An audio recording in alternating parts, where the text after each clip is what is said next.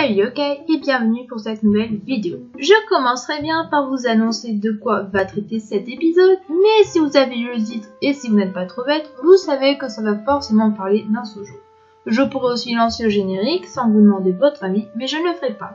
Alors si vous me suivez depuis mes débuts, généralement j'ai pour habitude, lors de périodes de vacances, de sortir 2 à 4 vidéos de plus qu'en période normale.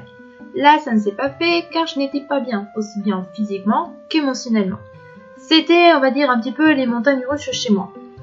Et faire des vidéos dans cet état d'esprit, ce n'est clairement pas l'idée du siècle. Du coup, j'ai opté pour une solution bien plus bienveillante, retarder ou refaire des vidéos sur les prochains sujets de Minute Manga, le temps d'aller mieux. Ça a plutôt bien réussi. Et du coup, j'attaque cette reprise avec cette série qui est presque finie, et qui j'espère sera conquérir le cœur pour certains.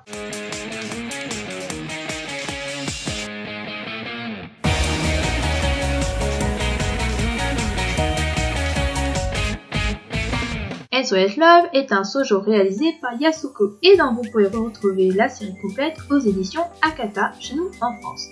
La série est composée de 6 volumes, mais sachant que le 7e et dernier va bientôt sortir, vous allez vous en tirer. Tranche de vie, célibat, mariage, comédie et romance seront au menu dans cette œuvre pop et amusante. Mais de quoi est-ce qu'il parle exactement ce manga?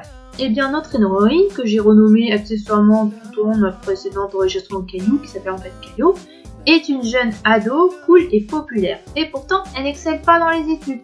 Mais ce n'est pas si gravissime, car elle a un plan déjà tout tracé. 1. Trouver l'homme de sa vie.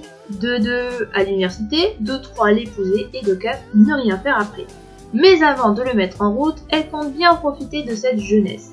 Mais un rouage venu du futur proche lui barre la route. Et oui, un beau matin, débarque une trentenaire un peu lugubre déclarant être elle du futur et qu'elle est ici pour réparer ses erreurs de jeunesse.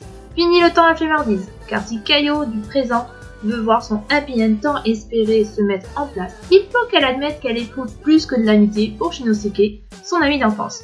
Mais comme d'habitude, vous savez vous et moi que les choses ne vont pas se passer comme prévu. Alors la série n'est pas complètement finie et je ne vais pas vous spoiler d'avance. Donc je ferai une seconde vidéo analyse complète de l'œuvre, avec ses points forts, ses points faibles, ainsi qu'une petite conclusion dont j'ai le secret. J'espère que cette première partie de vidéo vous aura plu. Quant à nous, on se retrouve très vite pour un prochain épisode de Minute Manga. Bye bye mes petits yokai!